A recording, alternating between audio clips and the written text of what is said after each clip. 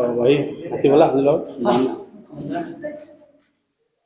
दाने गिनकर दाल मिलेंगे, गेहूं के बस छाल मिलेंगे, पानी के इंजेक्शन होंगे, घोषित रोज इलेक्शन होंगे, हलवाई हैरान मिलेंगे, बिन चीनी मिष्टान मिलेंगे, जलता हुआ खेत मिलेगा, बस मिट्टी का तेल मिलेगा, राजनीति में तंत्र मिलेगा,